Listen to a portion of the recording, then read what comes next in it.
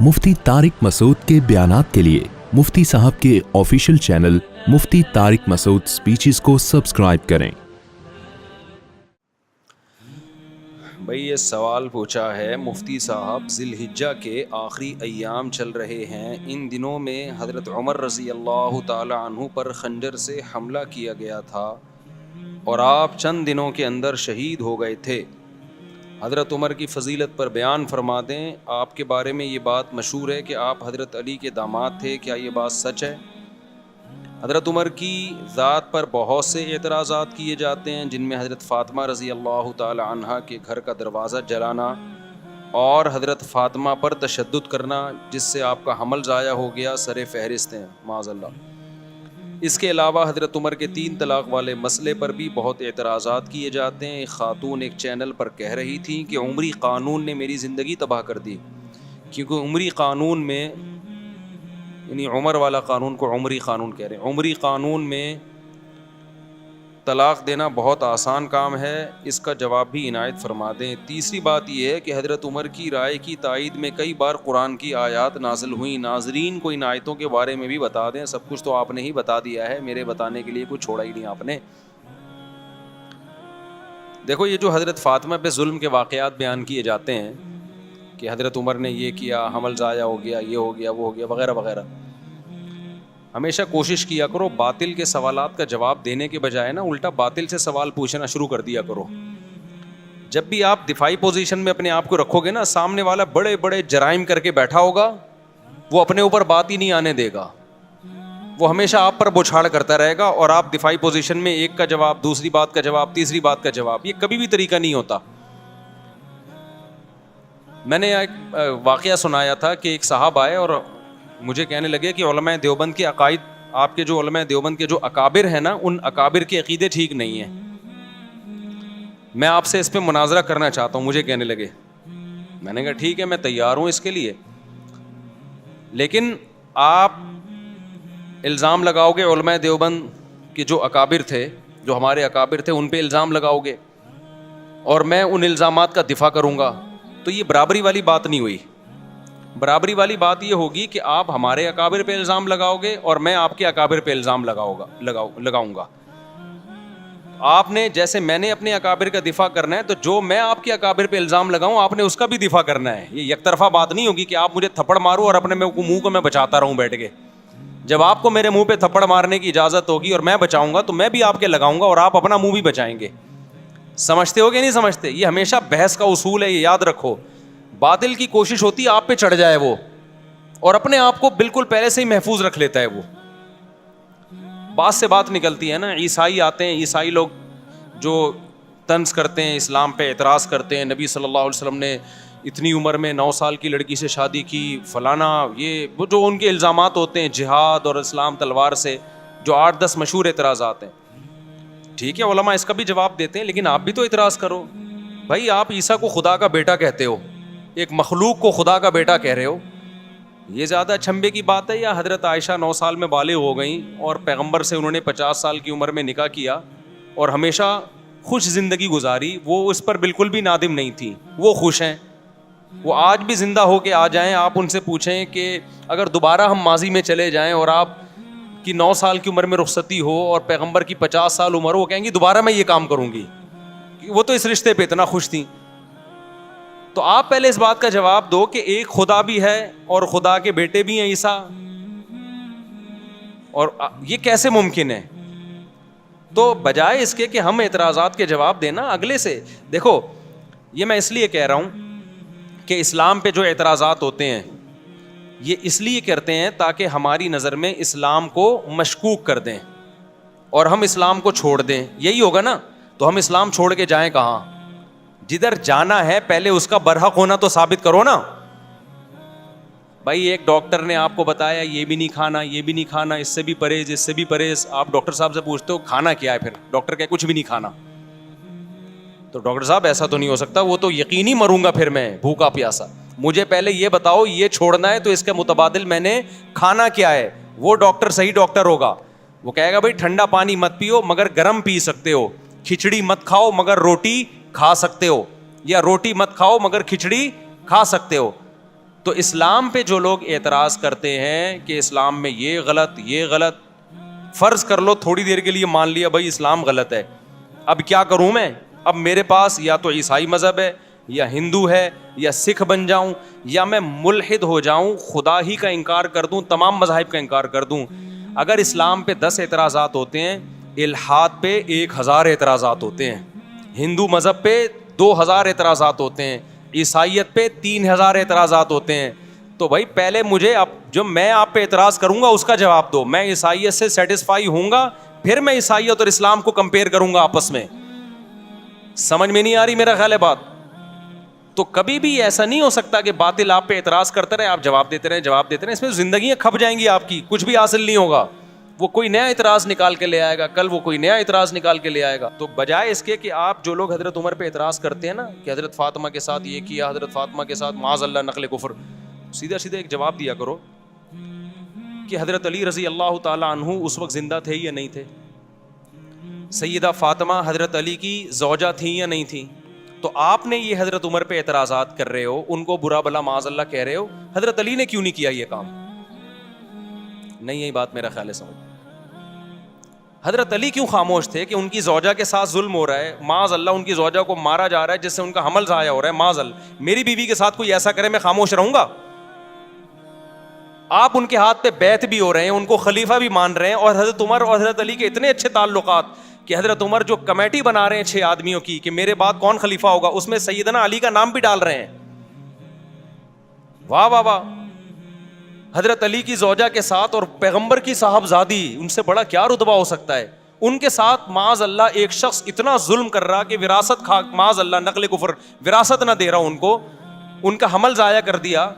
اور حضرت علی کے اتنے اچھے تعلقات, حضرت علی سے ایک ضعیف روایت نہیں ملتی کہ حضرت عمر پہ انہوں نے طنز کیا ہو یا ان کو ظالم کہا ہو. اتنے اچھے تعلقات کہ عمر حضرت علی کے لیے کو خلیفہ کے لیے نامزد کر رہے ہیں اور ان کی بیٹی کو نکاح کا پیغام بھیج رہے ہیں. یہ شیعہ کتابوں میں بھی مل جائے گا آپ کو کہ حضرت علی نے, حضرت علی کی بیٹی سے کس کا نکاح ہوا ہے؟ حضرت عمر کا. شروع میں حضرت علی نے نکاح کا پیغام مسترد کر دیا تھا, صرف اس بیس پہ کہ آپ کی عمر زیادہ ہے, اس بیس پہ نہیں کہ آپ ظالم ہیں, آپ نے میری زوجہ کے ساتھ معاذ اللہ اچھا سلوک نہیں کیا, عمر کے ایج ڈفرینس کی وجہ سے. لیکن عربوں میں ایج ڈفرینس کو کچھ زیادہ ویلیو نہیں دی جاتی تھی. بعد میں حضرت عمر سے انہوں نے اپنی بیٹی کا نکاح کیا. تو یہ کیا بات ہے, اپنی بیٹی کا نکاح بھی کر رہے ہیں, ان کو داماد بھی بنا رہے ہیں اور ان سے مشورے بھی لے رہے ہیں. حضرت عمر کا کوئی مجلس ایسی نہیں ہوتی تھی اہم جس میں کوئی جدید مسئلہ آیا ہو اور انہوں نے سیدنا علی کو اس میں مشاورت کے لیے شریک نہ کیا ہو. اور حضرت عمر یقینی طور پر حضرت علی کو اپنے بعد نامزد کر دیتے, لیکن حضرت علی کی عمر کی کمی کی وجہ سے, روایات میں ملتا ہے کہ عمر کی کمی کی وجہ سے حضرت علی نے 6 افراد کی کمیٹی بنائی. سمجھتے ہو کہ نہیں سمجھتے؟ تو ہم ان کے آپس میں تعلقات دیکھتے ہیں, کوئی ان میں نفرت نہیں تھی, ایک دوسرے کی تعریفیں, ایک دوسرے سے محبتیں.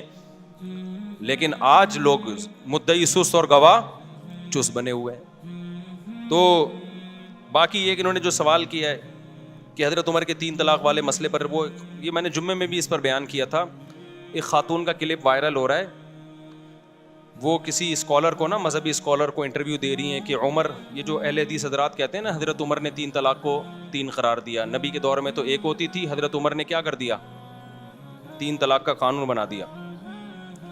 تو میں نے تو خود اہل حدیثوں کی تحریریں پڑھی ہیں اس بارے میں کہ انہوں نے گھر اجاڑ دیا لوگوں کا, یہ کر دیا. حنفیوں نے نا, حالانکہ اگر گھر اجاڑنا ہے تو پھر تو حضرت عمر نے کیا, اور شیعہ صاف لفظوں میں کہتے ہیں یہ گھر اجاڑنے کا کام کس نے کیا, حضرت عمر نے. اہل حدیث صاف لفظوں میں نہیں کہتے کیونکہ ان کو پتہ ہے کہ عمر کی محبت ہے لوگوں کے دلوں میں, وہ حنفیوں پہ ڈال دیتے ہیں. میں نے خود اہل حدیث کا فتویٰ پڑھا ہے کہ انہوں نے 3 طلاق کو 1 قرار دیا اور نیچے لکھا کہ قرآن و سنت میں 3 1 ہوتی ہیں اور حنفی علماء کو اجازت نہیں ہے لوگوں کا گھر اجاڑیں وہ.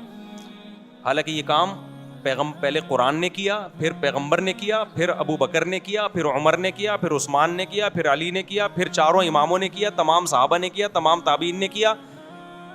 7ویں صدی ہجری میں ابن تیمیہ رحمۃ اللہ علیہ کا ایک تفرد تھا, انہوں نے کہا نہیں 3 1 ہوتی ہے. 700 سال تک امت میں اہل سنت میں آپ کو ایک فتویٰ بھی نظر نہیں آئے گا کہ جس نے 3 طلاق کو 1 کہا ہو.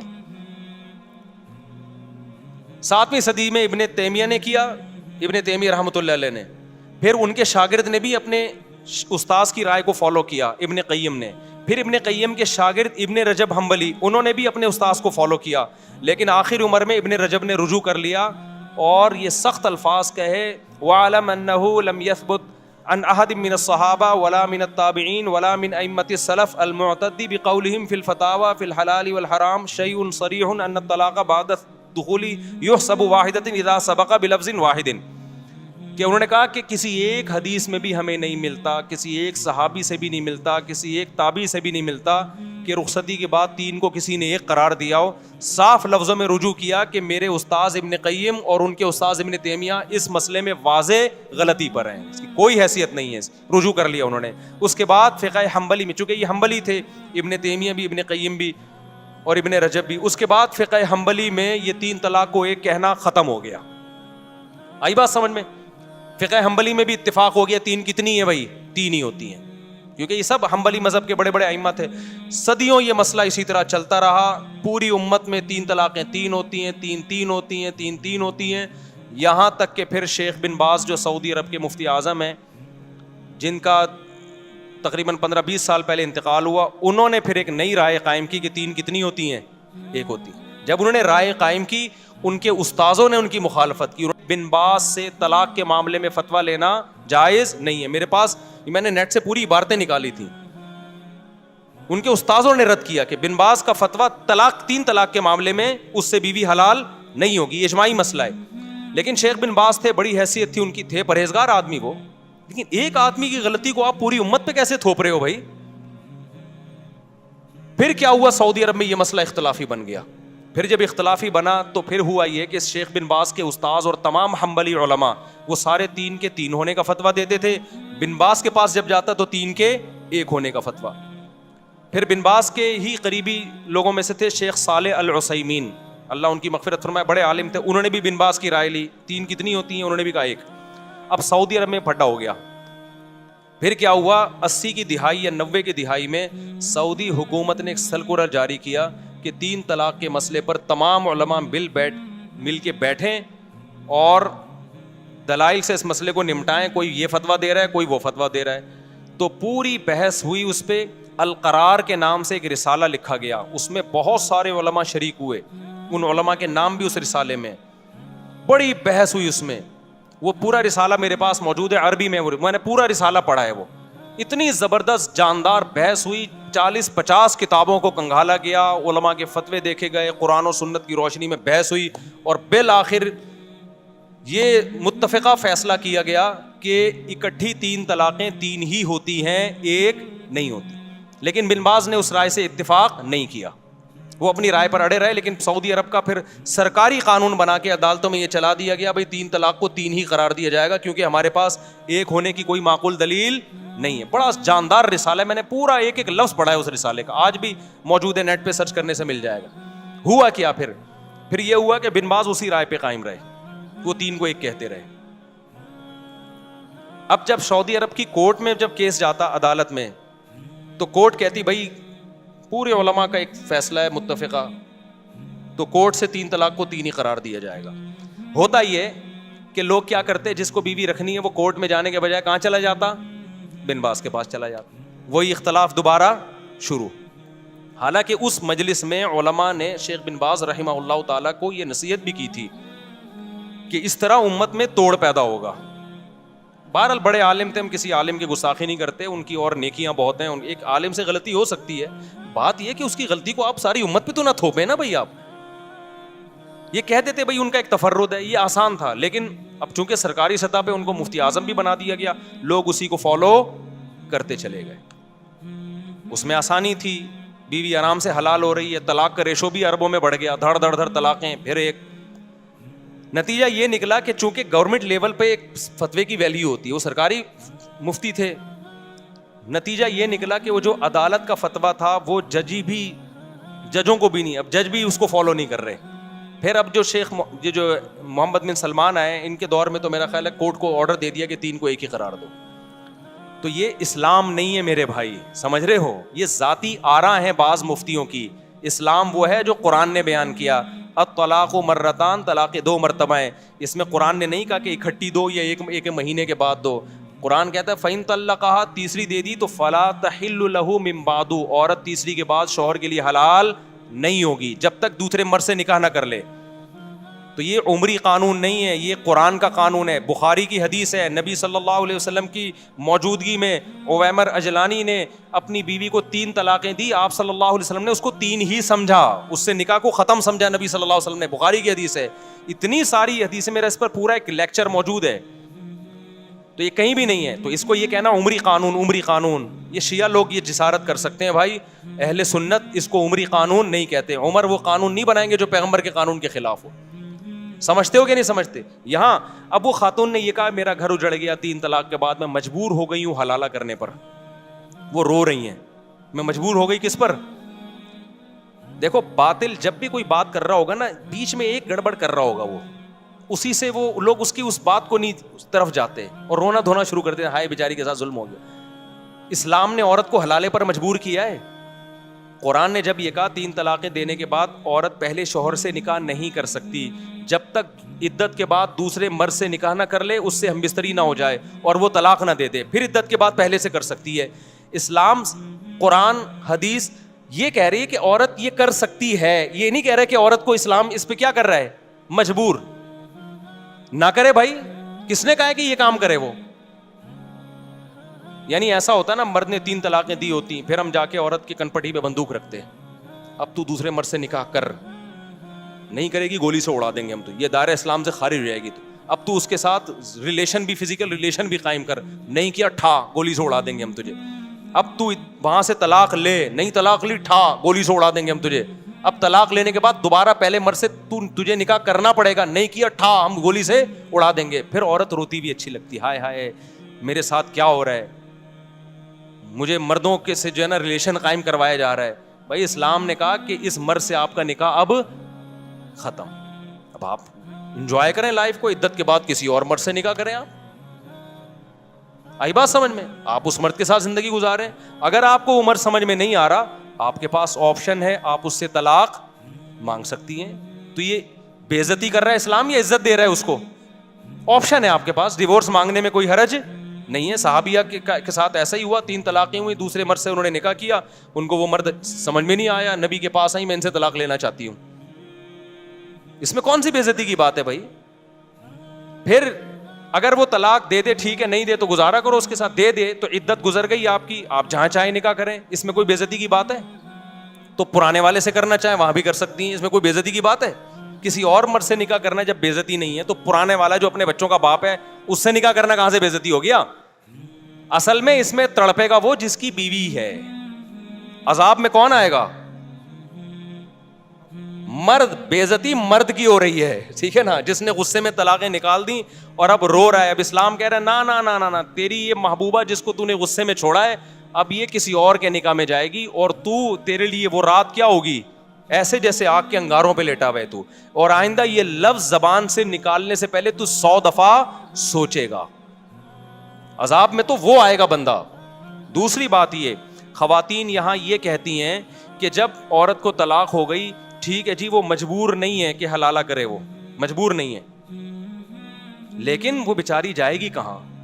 اس کا گھر تو اجڑ گیا نا, تو اس لحاظ سے تو وہ مجبور ہی اپنا گھر بسانے کے لیے اس کو یہ پروسیس سے گزرنا پڑے گا.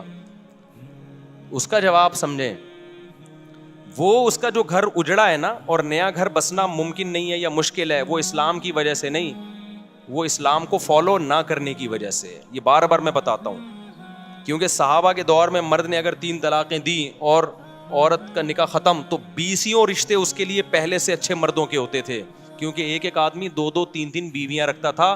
لڑکیاں مارکیٹ سے کیا تھیں, شارٹ تھیں. لوگ انتظار کرتے تھے کسی کی بیوی بیوہ ہو یا طلاق ہو تو میں نکاح کروں اس سے, تو عورت کا گھر اجڑتا ہی نہیں تھا. اب جو گھر اجڑ رہا ہے وہ اسلام کی وجہ سے نہیں, بلکہ ایک بیوی پر جو اکتفا سب نے کر لیا ہے اور خواتین کے لیے رشتے نہیں ہیں, اس کی وجہ سے ان کے لیے مسائل ہو گئے ہیں. تو یہ 3 طلاق کے 3 ہونے کا قصور نہیں ہے, یہ قصور اس کا ہے کہ اچھے مرد مارکیٹ میں کیا ہو گئے ہیں, شارٹ ہو گئے ہیں. اس کو پتا ہے مجھے پہلے والا جیسا ملے گا نہیں, نہیں آئی میرا خیال ہے بات سمجھ میں. تو یہ عمری قانون نہیں ہے, یہ خدائی قانون ہے. حضرت عمر نے اس کو کیا کیا تھا, نافذ. اور پھر بھی اگر بات سمجھ میں نہ آئے تو میں نے آپ سے ایک بات کہی ہے کہ بجائے باطل کے اعتراضات کا جواب دینے کے آپ باطل پہ اعتراضات کرنا شروع کر دو. تو میرا باطل سے یہ اعتراض ہے کہ آپ کہتے ہو 3 طلاق کو 3 قرار دے کر عمر نے ظلم کیا.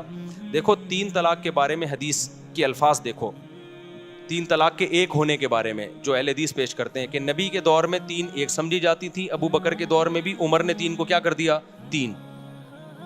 ہم کہتے ہیں وہ جو نبی کے دور میں ایک سمجھی جاتی تھی اس کا مطلب یہ نہیں ہے جو اہل حدیث بیان کر رہے ہیں, اس کا مطلب دوسری حدیث میں آتا ہے کہ زمانہ جاہلیت میں 3 کو ایک سمجھا جاتا تھا, اسلام نے اس کو کیا کر دیا منسوخ. حضرت عمر کے دور میں بہت سے لوگوں کو پتہ ہی نہیں تھا کہ اب 3 ایک نہیں ہے, 3 3 ہی ہوں گی. حضرت عمر نے 3 کو 3 نافذ کر دیا.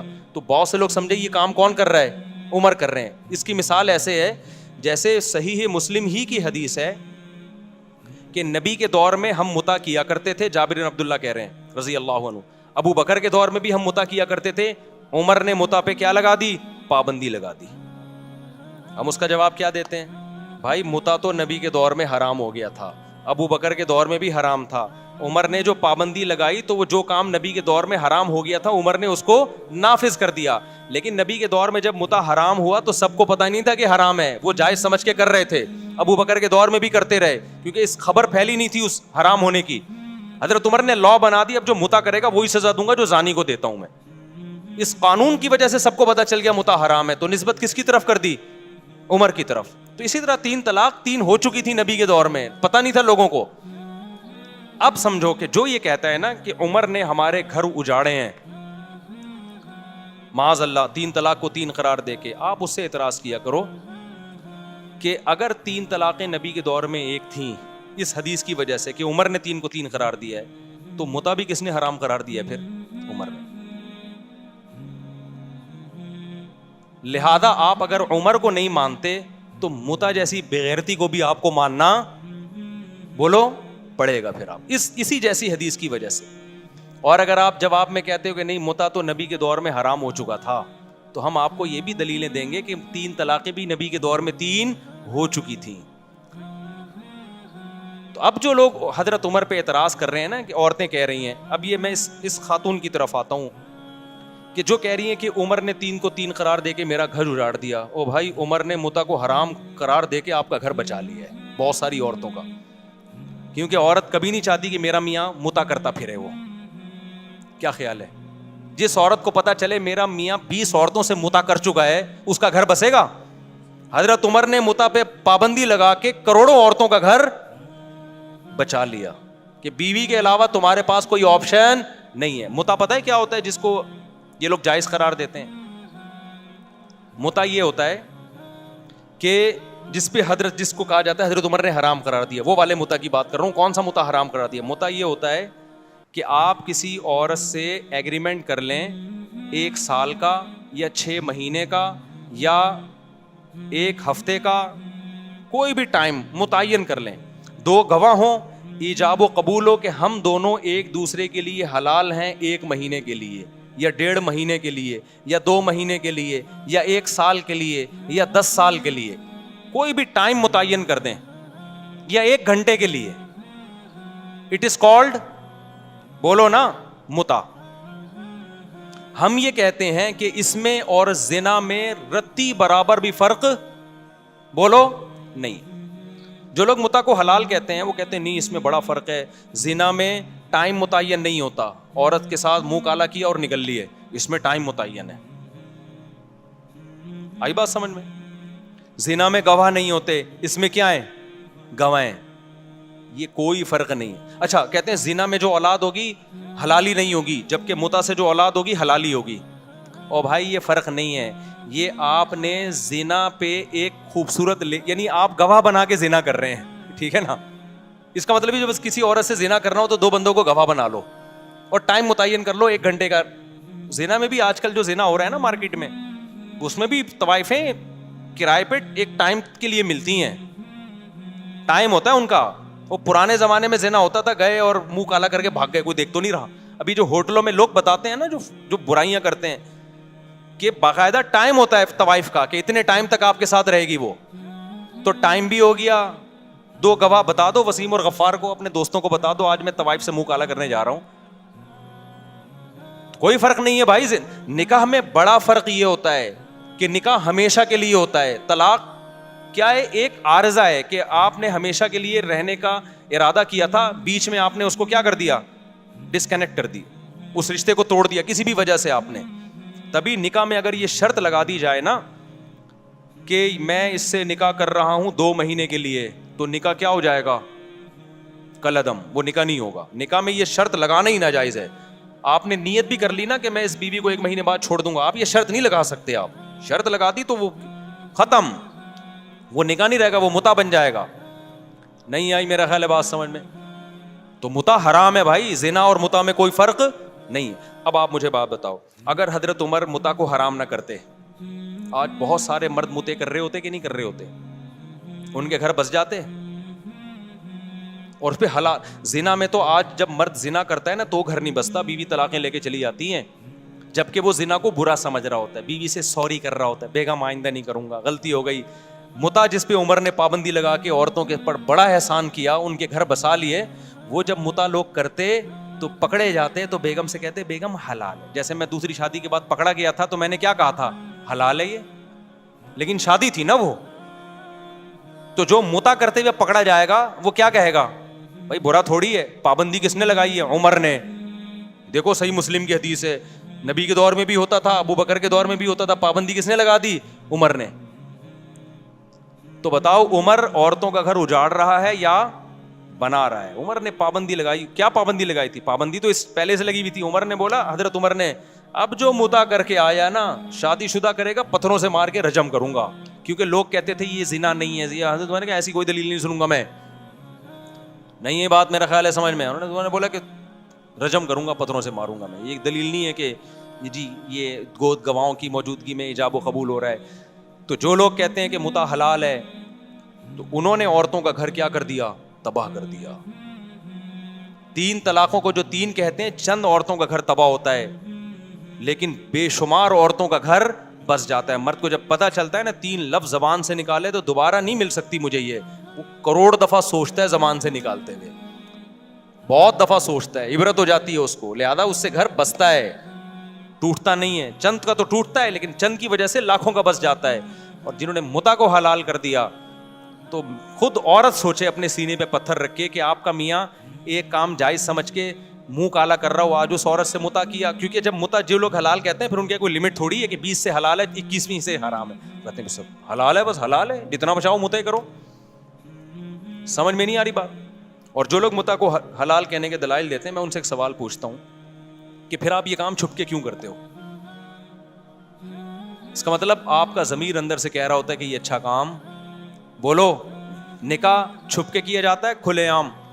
کچھ لوگ چھپ کے دوسری شادی اس لیے کر رہے ہوتے ہیں کہ پٹنے کا خوف ہوتا ہے. وہ چھپن ایک الگ چیز ہوتی ہے کہ پٹیں گے سسرال سے, سسرال نہ ہوتا تو وہ بھی بتا کے کر رہے ہوتے, لیکن شرمندگی کی وجہ سے نہیں چھپ رہے ہوتے, سائڈ افیکٹ کی وجہ سے چھپ رہے ہوتے ہیں, اور چند دن چھپتے ہیں اس کے بعد بتا دیتے ہیں وہ بھی.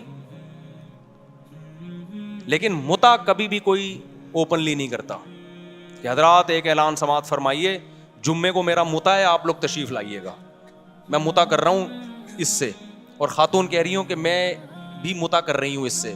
بہت ہی کوئی غیرت لیس ہوگا تو یہ کام کرے گا. نکاح میں لوگ اپنی بیٹیوں کے لیے رشتے تلاش کر رہے ہوتے ہیں, مولوی صاحب سے دعائیں منگوا رہے ہوتے ہیں, مولوی صاحب میری بچی جوان ہو گئی ہے, کوئی اچھا ڈھنگ کا داماد مل جائے, نکاح کرنا چاہتا ہوں. چھپ کے نہیں کرتے, کھلے عام بتاتے ہیں. متع میں کوئی بتائے گا میری بیٹی متع کرنا چاہتی ہے, کوئی اچھا متع کرنے والا ہو. تو اگر عمر نہ ہوتے, حضرت عمر نے نا گورنمنٹ لا بنا کے پابندی لگائی, عمر نہ ہوتے تو متع کے بارے میں مسلمان کنفیوژن میں ہوتے, لوگ بہت سارے اس کو حلال سمجھنا شروع کرے. عمر نے غیرت والا کام کیا, انہوں نے بولا اب جو متع کر کے آئے گا ایسی کی تیسی کر دوں گا میں اسے. تو یہ عمر کا ہم پر کیا ہے احسان ہے کہ ہمارے گھروں کو بچایا عمر نے. ایک زنا پہ ہمیں حلال کا لیبل لگانے سے عمر نے بچا لیا. سمجھتا ہے نہیں سمجھتا. باقی جو غصے میں 3 طلاقیں دیکھے ہیں ان کے گھر اجڑتے ہیں, بھائی غصے میں کنٹرول کرو اپنے آپ. بلکہ عمر نے ہم پر احسان کیا کہ ہمیں غصے میں اپنی زبان پہ کنٹرول کرنا سکھا دیا, ورنہ دھڑا دھڑ دیتے رہتے, طلاق کو کھیل بناتے رہتے. آج بہت سے لوگ ہیں جب بات آتی ہے بیگم کو طلاق نکالتے ہیں. عورت کو اس سے تکلیف ہوتی ہے, ہم سب کچھ کر لیتے ہیں بھائی, طلاق نکالتے ہیں, ہم خود کانپنے لگتے ہیں, ابے بھائی یہ تو تیر ہے, کمان سے نکل گیا تو واپس نہیں آئے گا. کتنے کیسز لوگوں کے میرے پاس آتے ہیں. ہمارے محلے میں ایک صاحب تھے, لڑتے تھے نا بیوی سے, روزانہ لڑائی, پھر ان کو غصہ آتا طلاق دوں گا, کانپتے تھے یوں کر کے, کہتے میں تو دے دوں گا ہی, 10 سال سے کہتے رہے, نکالی نہیں. ان کو پتا تھا بھائی نکل گئی تو بیگم گئی ہم سے. کتنے لوگ, یہ تو آپ کے سامنے تو وہ کیس آ رہے ہیں نا جنہیں غصے میں دے دی ہے, ایسے بہت سارے کیس ہیں, بہت غصہ آیا نہیں تھی انہوں نے, اور جو غصے میں دے دیتے ہیں. تو اسلام یہ چاہتا ہے کہ جو آدمی پاگل ہے نا غصے میں, تو اس پاگل کا حق ہی نہیں ہے کہ بیوی رکھے وہ, کیونکہ جب غصے میں 3 نکال رہا ہے تو کل غصے میں چاقو بھی مار سکتا ہے, وہ کل غصے میں پسٹل بھی چلا سکتا ہے. آج بول دیتے ہیں مجھے غصے میں پاگل ہو گیا تھا میں نے دے دی ہے, میں کہتا ہوں بھائی تیرے پاس بندوق ہوتی تو غصے میں 3 فائر کر دیتا, تو کوئی عدالت چھوڑتی ہے آپ کو؟ اسلام میں غصے کے احکام قابل معافی نہیں. آپ نے غصے میں اگلے کا جبڑا پھاڑ دیا, اب پولیس آئی ہے, کیا ہوا, کہنا یار غصے میں ہو گیا سوری. کوئی دنیا میں کہیں بھی غصہ ایسی چیز نہیں ہے جو قابل معافی ہو, اور انسان کی آزمائش ہے ہی غصے میں میرے بھائی. نارمل میں تو کوئی بھی الٹے کام نہیں کر رہا ہوتا. تبلیغی جماعت کے ایک بزرگ تھے نا, ان کے پاس ایک شخص آیا, کہنے لگا میں غصے میں بیوی کو 3 طلاقیں دی, بہت شدید غصہ تھا. انہوں نے کہا یار آج تک ہم نے نہیں کبھی دیکھا کہ محبت سے بیوی کو کسی نے 3 طلاقیں دی, کہ جا میری پیاری تو مجھے بہت پیاری لگتی ہے تجھے طلاق ہے, ایسا کہیں نہیں ہوتا. تو غصے میں ہی تو پاگل ہوتے ہیں, اور پھر غصے میں ہی سزائیں ملتی ہیں. قتل جتنے ہوتے ہیں, ہمارے ایک دوست نے قتل کیا, مجھے آ کے بتا رہے, کہہ رہے ہیں غصے میں نے بندہ مار دیا, اپنے دوست کو مار دیا. کہہ رہے مجھے اتنی ندامت ہے کہ میرا سکون نہیں مل رہا مجھے. تو سارے الٹے کام کس طرح ہوتے ہیں میرے بھائی. ابھی ایک کیس چل رہا ہے, میں اس میں پڑھا ہوں سلو کے لیے. غصے میں اپنے چچا زاد بھائی کو بندے نے قتل کر دیا, اور اتنا رو رہا ہے کہ یار میں نے, میرا محسن تھا وہ, میرے بڑے بھائیوں کی طرح اس نے مجھے بچپن سے پالا. میرے پاؤں میں آ کے نا ناک رگڑ کے چیخیں مار کے رو رہا تھا بندہ قاتل. کہہ رہے مجھ سے کیا ہو گیا مفتی صاحب, میں نے اپنے چچا زاد بھائی جو میرے سگے بھائیوں کی طرح تھا میں نے مار دیا اس کو. اتنا رو رہا ہے. کیوں؟ غصے نے کیا کر دیا اس کو, پاگل. تو کیا کیس نہیں بنے گا, کیا پولیس چھوڑ دے گی؟ نہیں, یہی بات میرا خیال. اب اگر اس کو پولیس لٹکاتی ہے, عدالت لٹکاتی ہے پھانسی کے پھندے پہ, لوگ کہتے ہیں یار بیچارے سے غصے میں پسٹل چل گئی, اتنا رو رہا ہے یار, چھوڑو یار. قرآن کیا کہتا ہے, وَلَكُمْ فِي الْقِصَاصِ حَيَاةٌ, اے لوگو قصاص میں زندگی ہے. ایک لٹکے گا 20 لوگ قتل کرنے سے بچ جائیں گے. تو اسی طرح یہاں بھی ہے, 3 طلاقوں میں گھر بسانا ہے, اجاڑنا نہیں ہے. چند لوگ 3 دیں گے, ان عبرت کا نشان بنیں گے, باقی لوگ کی زبانیں بند ہو جائیں گی, بولیں گے بھائی کچھ بھی زبان سے نکالو, طلاق کا لفظ زبان سے نکالنے کا نہیں ہے. نہیں ہے بات میرا خیال ہے سمجھ میں. ابھی یہ کہتے ہیں نا اسلام میں طلاق بہت آسان ہے, بہت مشکل ہے اسلام میں, کیونکہ اس کا سائڈ افیکٹ بہت زیادہ ہے.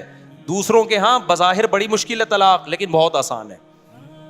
ان کے یہاں ہندوؤں میں کورٹ وورٹ میں جانا پڑتا ہے, لیکن اتنی آسان ہے تبھی تو دھڑا دھڑ ہو رہی ہیں طلاقیں. ہمارے یہاں بہت آسان ہے لیکن حقیقت میں بہت مشکل ہے, تبھی ہمارا فیملی سسٹم کامیاب ہے.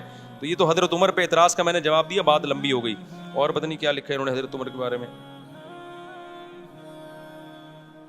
تیسری بات یہ کہ حضرت عمر کی رائے کی تائید میں کئی بار قرآن کی آیتیں, یہ تو بہت دفعہ ہوا ہے.